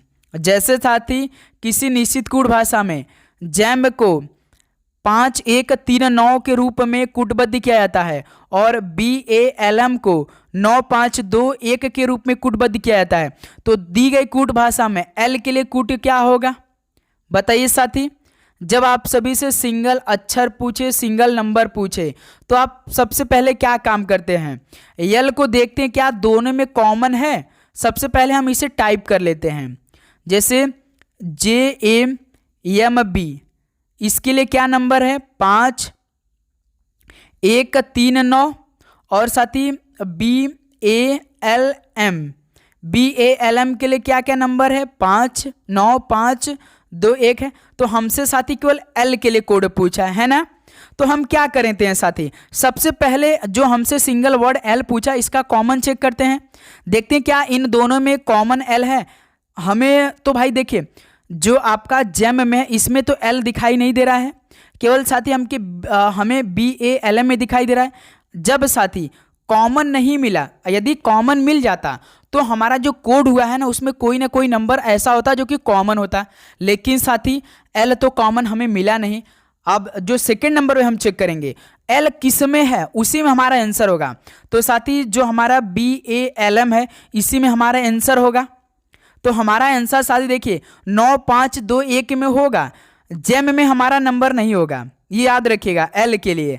तो अब साथी हम लोग इलिमिनेट इस्तेमाल करेंगे, इलिमिनेट का मेथड इस्तेमाल करेंगे किसमें, जो नंबरिंग हुआ है। जैसे कि देखिए 5 इसमें है 5 इसमें है, तो L के लिए 5 नंबर नहीं होगा। फिर साथी देखिए 1 इसमें है 1 इसमें है, तो 1 कभी नहीं होगा। फिर साथी देखिए 9 इसमें है 9 इसमें है, तो हमारा L के लिए 9 कोड नहीं होगा। तो BALM में 1 नंबर कौन बचा, केवल 2 बचा, तो यही हमारा L के लिए कोड हो जाएगा। हमेशा याद रखिए ऐसे हल होता है मेरे दोस्त, ठीक है, ऐसे हल होता है मेरे दोस्त। तो 54 का सी ऑप्शन 2 बिल्कुल परफेक्ट आंसर हो जाएगा। ओके दोस्त, चलिए नेक्स्ट अगला सवाल कॉल करिए। क्वेश्चन नंबर 55 को दी गई श्रृंखला में प्रश्न चिन्ह के स्थान पर क्या आना चाहिए। बताइए साथी इस सवाल का राइट आंसर क्या होगा। जैसे 208 है ना साथी, 208 190, फिर साथी 163, फिर 127, फिर 82। यानी साथी यदि आप ध्यान से देख रहे होंगे तो नंबरों का जो श्रृंखला वो घट रहा है, यानी साथी कुछ ना कुछ माइनस करके कम कर रहा है। बताइए साथी कितना आंसर आएगा, बताइए सभी साथी, फटाफट हल करिए। सभी साथी हल करेंगे भाई, क्या बनेगा राइट आंसर। तो सर जी 208 से यदि हम 190 जाएंगे तो कितना माइनस किया है, -18 किया है। 190 से 163 जाना है, यानी साथी हम 190 में से क्या कम करें कि 163 हो जाए, तो साथी -27 कम कर दीजिए। फिर साथी 163 से 127 जाना है, तो 127 में हम क्या जोड़ दें कि 36 बन जाए, साथी 36 जोड़ दें, यानी 36 हो जाएगा। फिर साथी 127 से 82 जाना है, तो 82 18 100 और 27 कितना हो जाएगा साथी आपका, 27 और 18 कितना होता है 45। तो साथी यदि आप ध्यान से देख रहे होंगे तो साथी इसमें क्या दिमाग लगा, 127 से 82 डायरेक्ट किया है ना, तो इसमें तो साथी 100 ठीक है 45 ठीक है। देखिए 9 18 3 27 चौका 36 9 5 45, यानी साथी तो 9 का टेबल बनाया। जैसे देखिए 9 दूना 18 9 3 27 9 चौका 36 9 5 45, यानी साथी ये जो हमारा लास्ट में 82 है, तो क्या हम इसमें -54 को कर सकते हैं, बिल्कुल कर सकते हैं, क्योंकि देखिए ना साथी 9 का अंतर किया है। जैसे 18 से 27 देखिए +9, 27 से 36 +9 और 36 से 45 +9, तो इसी प्रकार साथी हम 45 से 54 जाएंगे तो +9 करके जाएंगे, यानी हम इस 82 में से 54 को कम कर देंगे। 82 से 54 हमें कम करना है। तो देखिए साथी यहाँ पे डिजिट अंक कौन है, 2 है और 54 का 4 है, यानी 2 छोटा है 4 बड़ा, यानी 12 में से 4 घटाएंगे 8। देखिए किस ऑप्शन में यूनिट डिजिट 8 है, तो ऑप्शन है, यानी साथी हम इस 82 में से 54 को कम करेंगे तो 28 आएगा, जो कि पहला ऑप्शन हो जाएगा। ठीक है मेरे दोस्त, समझ में आया आप सभी को। चलिए भाई इसी बात पर अगला सवाल कॉल करिए, क्वेश्चन नंबर 56 को। यदि शब्द ग्रेसफुल के प्रत्येक अक्षर को अंग्रेजी वर्णमाला क्रम में व्यवस्थित किया जाए तो कितने अक्षरों का स्थान बिल्कुल अपरिवर्तित रहेगा। तो सर जी जो यहाँ पर ग्रेसफुल दिया है GRACEFUL, यानी साथी जानते हैं आप सभी को क्या काम करना है इसमें, जो आपका अंग्रेजी का अल्फ़ाबेट होता है ना, उसको बिल्कुल स्टार्टिंग से लेकर एंड सेट करना है, वो भी वर्णमाला के हिसाब से। जैसे ए के बाद बी, बी के बाद सी, सी के बाद डी, डी के बाद ई के बाद एफ, एफ के बाद जी, इसके अनुसार इस ग्रेसफुल के हर एक अक्षर को उसके वर्णमाला के हिसाब से सेट करना है। करिए साथी, देखिए कितने ऐसे अक्षर है जो कि अपने सेम पोजीशन पे है, जो मूल शब्द जिसमें ग्रेसफुल में है वही साथी आपके वर्णमाला के हिसाब से सेट करने पे बिल्कुल सेम पोजीशन पे आ रहे हैं। चलिए हल करिए। तो सबसे पहले ग्रेसफुल में ए आ रहा है, तो वर्णमाला के हिसाब से पहले ए आ जाएगा, फिर साथी सी आएगा, क्योंकि देखिए बी तो है नहीं तो सी आ जाएगा, फिर साथी देखिए क्या आ जाएगा, ई आ जाएगा, फिर साथी एफ आ जाएगा, फिर क्या आ जाएगा मेरे दोस्त, ए सी तो हो गया, फिर साथी एफ हो जाएगा, फिर क्या होगा जी हो जाएगा। भाई देखिए एफ जी हो जाएगा, फिर साथी कौन हो जाएगा, यल हो जाएगा भाई, फिर साथी कौन हो जाएगा, आर हो जाएगा, फिर लास्ट में यू हो जाएगा। तो देखिए ना भाई ग्रेसफुल की यही अक्षर हमने सेट कर दिया है वर्णमाला क्रम के हिसाब से, लेकिन कोई ऐसा साथी अक्षर नहीं मिला जो कि मूल शब्द के बिल्कुल अपने सेम पोजीशन में बना रहे। सारे अक्षर साथी वर्णमाला क्रम के हिसाब से अदल बदल चुके हैं, यानी बिखर चुके हैं, अपना पोजीशन हटा दिए हैं ग्रेसफुल से। यानी साथी इसका राइट आंसर क्या होगा, एक का भी नहीं मैच हुआ, एक का भी अर्थ जो साथी शब्द है वो मैच नहीं किया। क्यों साथी, यहाँ से ऑप्शन बी बिल्कुल परफेक्ट आंसर हो जाएगा। ओके दोस्त, चलिए नेक्स्ट अगला सवाल कॉल करिए, क्वेश्चन नंबर 57 को। जैसे साथी देखिए ये सवाल क्या दिया है, एक निश्चित गुण भाषा में हल करिए। ये सवाल कितने लोग हल कर सकते हैं, पहले ये बताइए आप लोग, पहले ये सवाल कितने स्टूडेंट हल कर सकते हैं। तरीका आज सीख लीजिए भाई, आज तरीका हम आपको सिखा देंगे, आप कभी गलती नहीं करेंगे ये सवाल अपने जीवन भर में। कोई आप एग्जाम दे लीजिए, ये हर शिफ्ट में आपको इस टाइप का एक सवाल पूछा जा रहा है, क्योंकि अब ये नई ट्रेंडिंग का सवाल बन चुका है रीजनिंग का। जानते हैं साथी, आपको जब इस तरह का सवाल देता है ना, जो लास्ट में आप सभी से क्या पूछता है, जैसे कि देखिए यहाँ पे n @ ई, फिर साथी डॉलर का निशान दिया है, फिर इसके बाद कैपिटल जे है, फिर साथ ही एट द रेट है ना, एट द रेट है, यस है। तो हमसे किसका पूछा है साथ, देखिए उपरोक्त आधार पर जे का रिलेशन यन से पूछा है। तो साथी जे का यन से क्या संबंध है, यानी साथी जे का यन से क्या संबंध, यही सवाल पूछा है। तो साथी जानते ये सवाल कैसे हल होता है, बताइए, अपने लॉजिक से हिसाब से पहले हल करिए साथी। हमेशा याद रखिए साथी, जो आपका साइन दिया है ना, बस इसका मतलब आपको देखना है। ये जो आपका एक्स सीस है ना, ये सब का मतलब नहीं देखना है सवाल में। बस आपको जैसे कि एट द रेट का मतलब देखना है, डॉलर का मतलब देखना है, इक्वल का साइन देखना, इनका मतलब क्या देखना है, इनका मतलब बस चेक करना है।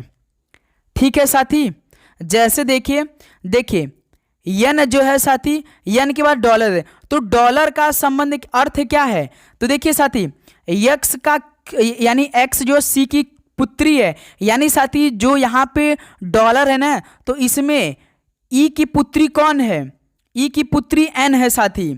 तो यहाँ पर निशान हम लगा देंगे साथी, यहाँ पे ई की पुत्री कौन हो जाएगा, यन हो जाएगा मेरे दोस्त। फिर साथी देखिए यहाँ पर जे है, तो डॉलर का साइन देखिए, डॉलर का अर्थ क्या दिया है, डॉलर का अर्थ दिया है एक्स जो सी का पति है, यानी जे का पति कौन है, ई है मेरे दोस्त।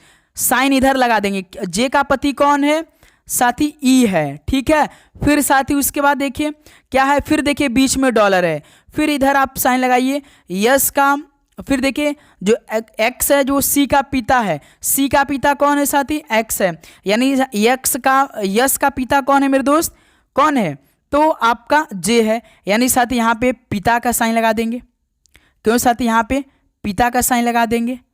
अब साथी अब आपको चेक करना है, जैसे साथी यहाँ पे इतना हो चुका, अब आपको यही चेक करना, जैसे इसको ना आप अपने आप को समझ लेंगे, जैसे हम है, मैं है, ये मेरा पिता है, यानी मेरे पिता है, यानी साथी मेरे पति के, एक सेकेंड साथी यहाँ पे कुछ मिस्टेक हो रहा है ना साथी, यहाँ पे कुछ मिस्टेक हो रहा है, यहाँ पे साथी एट द रेट का पुत्री था भाई, वही तो चेक करा था भाई, यहाँ पे कुछ ना कुछ मिस्टेक हमसे हो रहा था।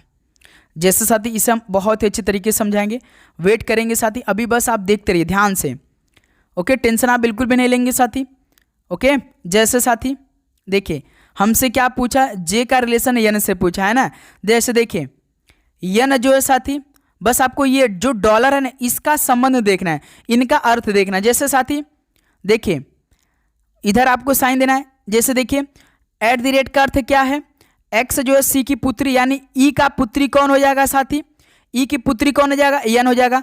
तो यहाँ पे साथी क्या लिख देंगे, पी लिख देंगे, यानी साथी पुत्री लिख देंगे, है ना, पुत्री लिख देंगे। फिर देखिए साथी यहाँ पे बीच में क्या है, ई के बाद देखिए डॉलर का साइन है, यानी साथी जे है, जे, तो डॉलर का साइन क्या है, देखिए डॉलर का अर्थ है साथी सी का पति है एक्स, यानी साथी जे का पति कौन है, ई है। तो यहाँ पे साथी आप पति का नाम दे देंगे, जे का पति ई है, ई का पुत्री एन है। ठीक हो चुका। फिर साथी देखिए यहाँ पे क्या है, एट द रेट है। फिर देखिए साथी लास्ट में यस है, तो यस का कौन क्या है, एट द रेट है, यानी साथी यहाँ पे पुत्री है, यानी साथी यस की पुत्री कौन हो जाएगा, जे हो जाएगा, यानी साथी इसमें भी आप क्या लिख देंगे साथी, पुत्री लिख देंगे। क्या मेरे दोस्त, पुत्री लिख देंगे, है ना दोस्त। तो देखिए अब देखिए इसको ना आप अपने आप को समझ लेंगे, यानी यहाँ पे हम अपने आप को समझ रहे हैं, यस जो इस मेरी पुत्री कौन है, जे है, मेरी पुत्री कौन है, जे है, जो मेरी पुत्री है इस जे का क्या है साथी, ई पति है, यानी हमारा साथी जो ई का लगेगा वो क्या लगेगा, हमारा दामाद लगेगा। ध्यान दीजिएगा ना साथी, यस का पुत्री कौन है, जे है, यानी साथी हम इसको यस को अपना मान लिए, यस को हम मान लिए, यानी हम अपने आप को मान लिए। मेरी पुत्री कौन है, जे है, मेरी पुत्री कौन है साथी, जे है। जे का जो साथी पति कौन है, ई है, यानी मेरा ई क्या लगेगा, दामाद लगेगा। फिर साथी इस ई का जो पुत्री कौन है, यन है, देखिए ना साथी ई का पुत्री यन है, यानी साथी हमसे रिलेशन क्या है, जे का यन से, यानी जे का जैसे साथी देखिए ना, जैसे मैं यस हम है, मेरी पुत्री है, मेरी पुत्री की जो पति है वो ई है, ई का जो पुत्री एन है, यानी साथी जे की बेटी एन हुई, जे की बेटी कौन हुई? यन हुई, क्योंकि साथी जे का पति ही तो ई है। मेरी पुत्री जे थी, जे की पति कौन है साथी? ई है, यानी ये दोनों आपस में ई और जे पति पत्नी है। इन दोनों की बेटी कौन हो जाएगी? एन हो जाएगी, यानी पुत्री हो जाएगी। तो साथी जे का एन से रिलेशन क्या होगा? तो साथी माता हो जाएगी, सिंपल सा, यानी पहला ऑप्शन आपका राइट आंसर हो जाएगा। तो ऐसे सवाल हल होता है मेरे दोस्त। अभी ये पहला सवाल था, अभी टेंशन नहीं लेंगे, हम आपको डेली क्लास में इस तरह का कम से कम 2 से 3 सवाल करा देंगे। 2-3 दिन क्लास ले लीजिए, आपको पूरी तरीके से समझ में आ जाएगा। ठीक है साथी, चलिए नेक्स्ट अगला सवाल कॉल करिएगा, क्वेश्चन नंबर 58 को। जैसे अंग्रेजी वर्णमाला क्रम के आधार पर निम्नलिखित 4 अक्षर समूहों में से किन 3 एक निश्चित प्रकार से समान है और इस तरह के एक समूह बनाते हैं? वह कौन सा अक्षर समूह है जो उस समूह से संबंधित नहीं है? यानी साथी आपको देखना है कि 3 किसी प्रकार से बिल्कुल सेम है, एक अलग है, उसी अलग को बताना है। तो हम कैसे चेक करते हैं साथी? जैसे कि हर एक अक्षर का कोड कर देंगे। जैसे देखिए आपका यच होता 8, जे होता 10, एल होता 12। फिर ऑप्शन बी पे बढ़ते हैं। एन होता है साथी 14, पी होता है 16 और आर होता है 18। फिर ऑप्शन सी पे बढ़ेंगे, देखिए यस होता 19, यू होता 21, भी होता 22। फिर साथी ऑप्शन डी पे बढ़ते हैं। एफ होता 6, एच होता 8, जे होता 10। तो केवल साथी ऑप्शन सी में हमें देखिए डायरेक्ट 21 के बाद 22 आ गया, नहीं तो साथी इन सभी में +2 का गैप है। ऑप्शन सी को छोड़कर इन 3 ऑप्शन में +2 का अंतर है, लेकिन साथी ऑप्शन सी में 19 के बाद तो +2 21 हुआ, लेकिन 21 के बाद डायरेक्ट 22 दे दिया, जो कि +1 एक अलग दिखाई दिया। तो यहीं से हमारा सी ऑप्शन यस यू भी बिल्कुल परफेक्ट आंसर हो जाएगा। ठीक है साथी, चलिए नेक्स्ट अगला सवाल कॉल करिए, क्वेश्चन नंबर 59 को। अंग्रेजी वर्णमाला क्रम के आधार पर दी गई श्रृंखला में प्रश्न चिन्ह के स्थान पर क्या आना चाहिए? तो साथी देखिए जब इस तरह का श्रृंखला दिया हो अक्षरों का, सबसे पहले आपको सबसे पहला अक्षर उठाना है। ठीक है, सबसे पहला जब आप अक्षर उठाएंगे ना, तो मान के चलिए आपका 50% सवाल हल हो जाता है, कहीं कहीं तो पूरे 100% आपका सवाल हल हो जाएगा। जैसे देखिए ई एच का हम पहला अक्षर उठा रहे हैं ई, फिर एच जे पी का पहला अक्षर एच उठा रहे हैं, फिर के एल क्यू का पहला अक्षर के उठा रहे हैं, इसके बाद तुरंत क्वेश्चन मार्क है। तो सबसे पहले हम क्या करेंगे, इनका हम लोग नंबरिंग कर देंगे। ई आपका 5 नंबर का, एच 8 नंबर का, के 11 नंबर का। देखिए साथी 5 से 8 यानी +3 क्या है, 8 से 11 +3 क्या है, तो इसका मतलब साथी जो आगे हमारा नंबर होगा वो 14 हो जाएगा। 11 में 3 को जोड़ेंगे 14, लेकिन साथी हमें अक्षर चाहिए, तो 14 पे कौन अक्षर आएगा? एन आएगा। इसका मतलब साथी जो इस क्वेश्चन मार्क की जगह हमारा आंसर मिल रहा है वो एन से शुरुआत हो रहा है। अब हमें ऑप्शन पे तुरंत जाना है। देखिए साथी कौन सा ऑप्शन एन से स्टार्ट हुआ है, या तो ऑप्शन सी होगा या तो साथी ऑप्शन डी होगा, क्योंकि ऑप्शन ए तो भाई यम से स्टार्ट हो रहा है और ऑप्शन बी यम से स्टार्ट हो रहा है। ये दोनों ऑप्शन हमारा होगा नहीं, हमारा आंसर एन से स्टार्ट हो रहा है। अब साथी देखिए सेकेंड अक्षर को हम चेक कर लेते हैं, या तो यन आएगा या तो यम आएगा, या तो डबल एन आएगा या तो साथी यनम आएगा। अब फिर साथी हमने पहला अक्षर को तो हल कर लिया, पहला अक्षर हमारा यन आया। अब हम दूसरे अक्षर को उठा लेते हैं। जैसे देखिए दूसरा का अक्षर यच है, फिर साथी इसमें जे है, फिर साथी इसमें यल है। तो फिर इसके बाद इनका हम लोग नंबरिंग करेंगे। यच 8 होता है, जे 10 होता है, यल 12 होता है। 8 के बाद साथी 10 यानी +2 किया है, 10 के बाद 12 2 किया है, यानी साथी 12 में फिर हम 2 को जोड़ देंगे 14। फिर देखिए साथी यन आ गया, पहला अक्षर तो यन आया था, फिर साथी यन आ गया, इसका मतलब डबल एन। देखिए ऑप्शन सी बिल्कुल राइट आंसर हो जाएगा। लास्ट का हम नहीं चेक करेंगे भाई, क्योंकि हमें 2 ही अक्षर से मिल चुका है कि हमारा ऑप्शन सी बिल्कुल परफेक्ट आंसर हो जाएगा। तो इस तरह से साथी आप हल करेंगे, ओके, याद रखिएगा साथी। चलिए भाई नेक्स्ट अगला सवाल कॉल करिए, क्वेश्चन नंबर 60 को। यदि भाग और गुणा को परस्पर बदल दिया जाए तथा प्लस और माइनस को परस्पर बदल दिया जाए तो निम्नलिखित समीकरण में प्रश्न चिन्ह के स्थान पर क्या आएगा? बताइए साथी। तो यहाँ पे आप सभी को डिवाइड और गुणा को आपस में बदलना है, माइनस और प्लस को आपस में बदलना है। किसमें? इस समीकरण में। चलिए साथी पहले सवाल के कंडीशन को फॉलो करते हैं, समीकरण को पहले प्रश्न के अनुसार बनाते हैं। देखिए साथी बस ध्यान से देखते रहिए। 50 है, 50 के बाद माइनस है तो माइनस को प्लस में चेंज करेंगे, 9 हो जाएगा। 9 के बाद देखिए भाग है, तो भाग को किस में बदलना है? गुणा में। तो भाग की जगह हमने गुणा 1 हुआ, फिर 1 के बाद देखिए प्लस है तो प्लस को माइनस में चेंज करेंगे, उसके बाद 63 यानी 63 है, 63 के बाद देखिए गुणा है तो गुणा को किस में बदलना है, भाग में, तो भाग रख देंगे। अब साथ ही इसमें हम लोग बॉडमस के नियम लगाएंगे, तो देखिए 50 प्लस 9 गुणे 1 माइनस 7 का भाग 63 में देंगे तो 9 बार में 7 9 63। फिर साथ ही देखिए 50 प्लस 9 1 कम 9 माइनस 9, तो ये 9 से 9 तो कैंसिल हो जाएगा क्योंकि 0 हो जाएगा। हमारा आंसर कितना मिला 50, यानी साथी सॉल्व का ऑप्शन सी बिल्कुल राइट आंसर हो जाएगा। बताइए साथी किसी प्रकार का दिक्कत, बिल्कुल नहीं। चलिए दोस्त अगला सवाल कॉल करिएगा क्वेश्चन नंबर 61 को। देखिए मैथ का सवाल भाई, जब एक वस्तु की कीमत 10% कम दी जाती है तो उसकी बिक्री 60% बढ़ जाती है, तो आमदनी पर निवल प्रभाव क्या होगा। चलिए साथी ये सवाल हल करिए आप लोग। तो रेशियो का मेथड लगाइएगा, जब इस तरह का 2% दे होना साथी, जब एक बोलते कम एक बोलते बेसी अधिक, तो इसमें आप लोग रेशियो लगा दीजिएगा, बिल्कुल आराम से सवाल हल हो जाता है। रेशियो का मेथड, जैसे एक वस्तु कीमत पहले 10% कम दी जाती है, यानी कोई वस्तु पहले 100% रही होगी, उसमें पहले 10% कम कर दी जा रही है, यानी साथी अब वस्तु 90 की हो गए। फिर साथ ही उसकी बिक्री 100% बढ़ जाती है, यानी कोई वस्तु पहले 100% रही होगी, उसकी बिक्री क्या हो गई 60% बढ़ गई, यानी साथ ही 160 हो गई। तो यहाँ पे साथी यदि हम हल करते हैं तो यदि आप ध्यान से देखेंगे तो देखिए ना, यहाँ से 00 से 00 कैंसिल, 10 से 10 कैंसिल, तो डायरेक्ट 1 और यहाँ पे 16 9 144, यानी साथी कितना हो रहा है 1 से यहाँ पे 144 हो रहा है। यदि साथी आप ऐसे सवाल को हल नहीं कर पा रहे हैं तो एक और मेथड आप इसमें लगा सकते हैं, जैसे इतना तो हल कर सकते हैं, तो साथी आप क्या इस्तेमाल करेंगे, इसमें आप डायरेक्ट सीधे सीधे मल्टीप्लाई कर देंगे। जैसे 100 का मल्टीप्लाई 100 में करेंगे तो कितना आ जाएगा, एक हो जाएगा और 4 जीरो यानी 10,000 हो जाएगा। फिर साथी 16 9 144 हो जाएगा, इसमें 2 जीरो बढ़ जाएगा, यानी कोई वस्तु साथी 10,000 से 14,400 हो जा रहा है। क्यों साथी, कोई वस्तु पहले 10,000 की थी, अब वो कितनी की हो जा रही है 14,400, यानी साथी कोई वस्तु पहले 10,000 की थी, अब ये कितनी की हो जा रही है 14,400 की, यानी साथी कितनी बढ़ चुकी है। डायरेक्ट साथी इसमें 4400 की बढ़त दिखाई दे रही है। किससे बढ़त दिखाई दे रही है, इस 10,000 से। प्रतिशत निकालना है तो 100 से गुणा कर देंगे, 00 से 00 कैंसिल, 00 से 00 कैंसिल, यानी साथी कितने प्रतिशत की वृद्धि हुई, तो मेरे दोस्त 44% की वृद्धि हुई, यानी इंक्रीजमेंट कितना का हुई 44% का। ऑप्शन सी परफेक्ट आंसर हो जाएगा। बस यही काम करना आप सभी को करना था। क्यों साथी, किसी प्रकार का दिक्कत है आप सभी को, बताइए मेरे दोस्त, बिल्कुल नहीं। तो और एक आप ऐसे भी कर सकते हैं ना, नहीं साथी उसको करेंगे तो बहुत लेंदी चला जाएगा, नेक्स्ट क्लास में वो आप मेथड हम आपको बता देंगे, पहले इस मेथड को आप लोग सीख लीजिए।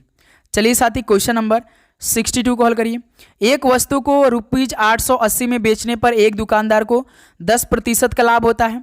यदि वह वस्तु को 900 रुपये में बेचता है तो उसका लाभ प्रतिशत क्या होगा। हल करिए साथी। तो ये सवाल का राइट आंसर निकालिए आप लोग, कितना आपका आंसर आएगा। एक वस्तु को ₹880 पे बेचने पे एक दुकानदार को 10% का लाभ हो रहा है, यानी साथी पहले कास्ट प्राइस को निकाल लेते हैं, यानी सीपी को निकालेंगे। तो सीपी कैसे निकालते हैं, एसपी इंटू 100 बटे में लाभ का 100%, यही होता है ना साथी। यानी साथी सीपी बराबर क्या हो जाएगा 880 में बेचने पर, यानी सेलिंग प्राइस 880 प्लस साथी 100 बेचने पे, यानी उसका 100 हो जाएगा, बटे में लाभ कितना हो रहा है 100, किस पे हो रहा है 10%, यानी 110% हो जाएगा। मल्टीप्लाई यहाँ पे साथी एक सेकेंड, यहाँ पे मल्टीप्लाई का साइन होगा, यहाँ पे मल्टीप्लाई का साइन होगा 100 बटे में 110%, क्योंकि 100 में 10% का लाभ यानी 110 हो जाएगा। तो इसको काटेंगे तो कास्ट प्राइस कितना निकल के आ जाएगा मेरे दोस्त 1188, यानी 80 गुणे 10, यानी साथी कास्ट प्राइस यहाँ से तो हमारा 800 निकल के आ चुका। अब देखिए साथी, कोई यदि साथी आप कोई सामान 800 खरीद रहे हैं और उसे आप 900 में बेच रहे हैं, इसका मतलब यहाँ से आप सभी को 100 रुपये का लाभ हो रहा है।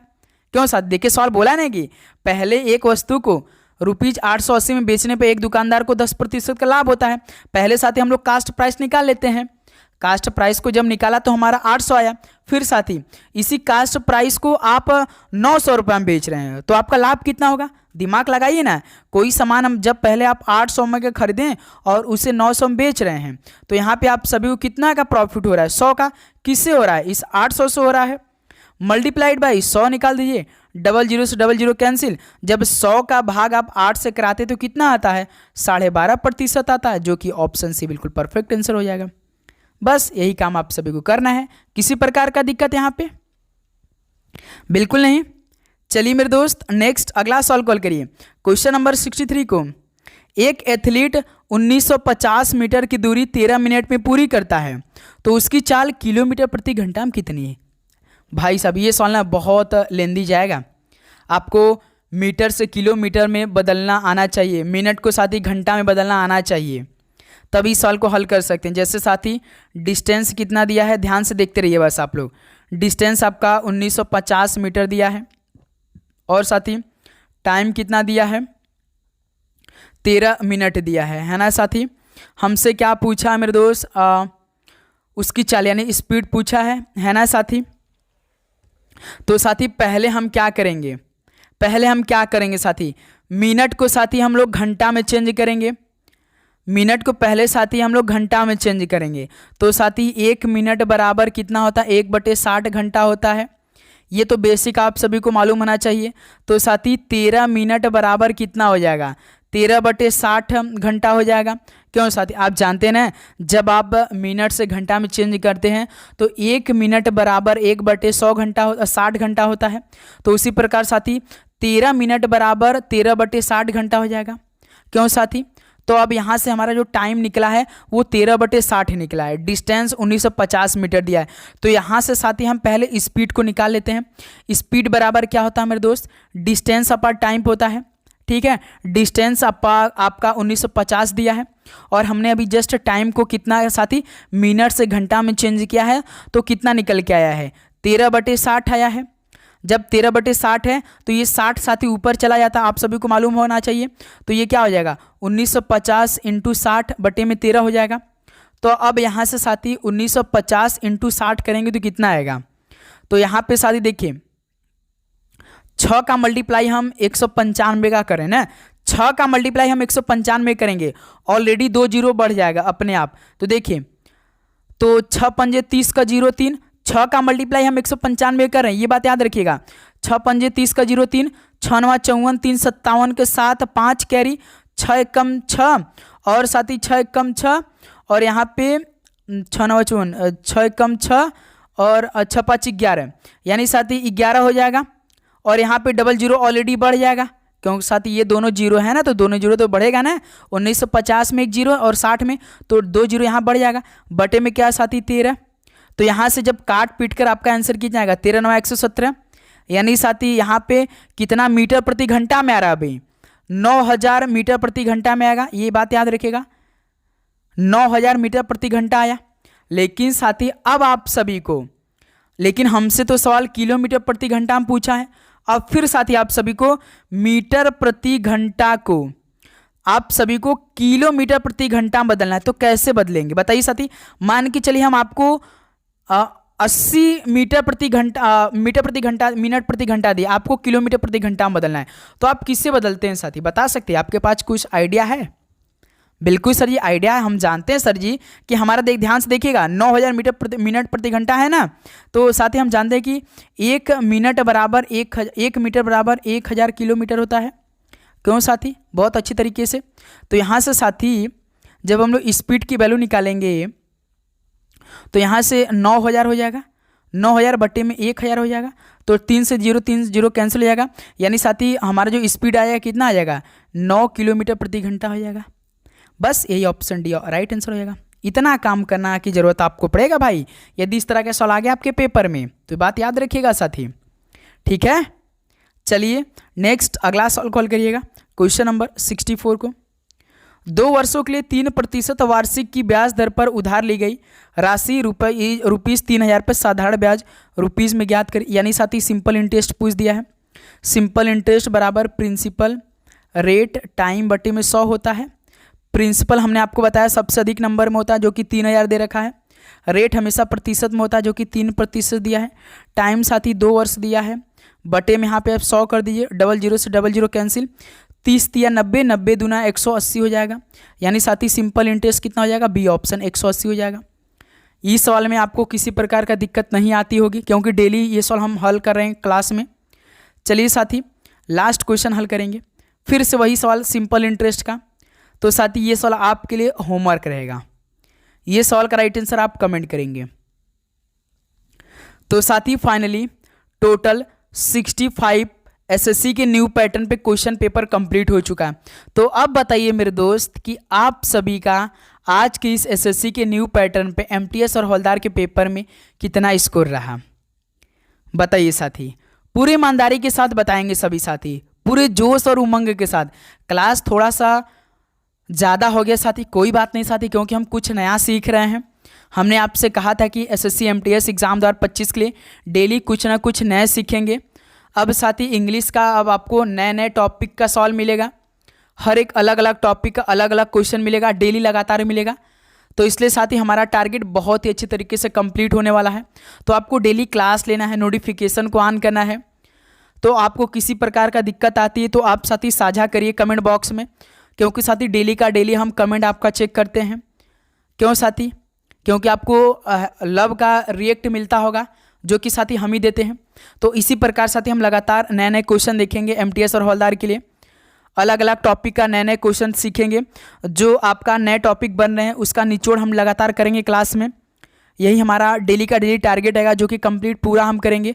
दोपहर 12:35 पे साथी जीके की अलग से क्लास आएगी, क्योंकि एमटीएस हवलदार में जीके इंग्लिश मेन है। तो जीके और इंग्लिश हम अधिक क्वेश्चन करेंगे, ठीक है साथी। तो बस आपको क्लास डेली लेना है, अच्छे से लगातार करना है, क्लास रिविजन करना है, मॉक टेस्ट देना है।